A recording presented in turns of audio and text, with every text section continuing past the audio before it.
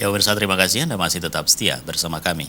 Saudara, pasien yang ingin mendapatkan pelayanan di Rumah Sakit Tengku Abdullah Shafi'i Brunun PD diminta tidak perlu khawatir karena pihak rumah sakit telah memisahkan ruang pelayanan dan perawatan bagi pasien COVID-19.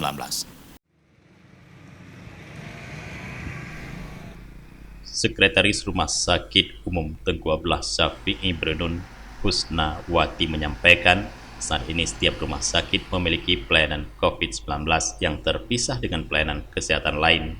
Setiap pasien dan keluar yang ingin berobat ke Rumah Sakit Tengku Abdullah Shafi'i Brunun agar bisa mematuhi protokol kesehatan yang telah ditetapkan oleh pemerintah dan rumah sakit tersebut, dan jangan takut untuk berobat.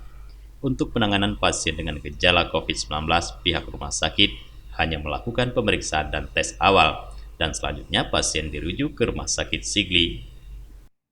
Tapi pasti ya, harapan kita bersama karena kita memang sedang menghadapi masa COVID ini. Yang pertama, setiap pasien yang berkunjung ke sini, setiap pasien yang berobat diharapkan mematuhi protokol kesehatan, gunakan masker, kemudian jaga jarak, cuci tangan. Nah, kemudian mematuhi segala aturan telah ditetapkan oleh rumah sakit. Dan jangan takut untuk berobat ke sini, karena kenapa? Kalau sesuai dengan aturan, insya Allah pasiennya aman, kita juga tenaga kesehatannya akan aman. Husnawati menyampaikan ada beberapa hal yang harus dilakukan oleh pasien sebelum berkunjung.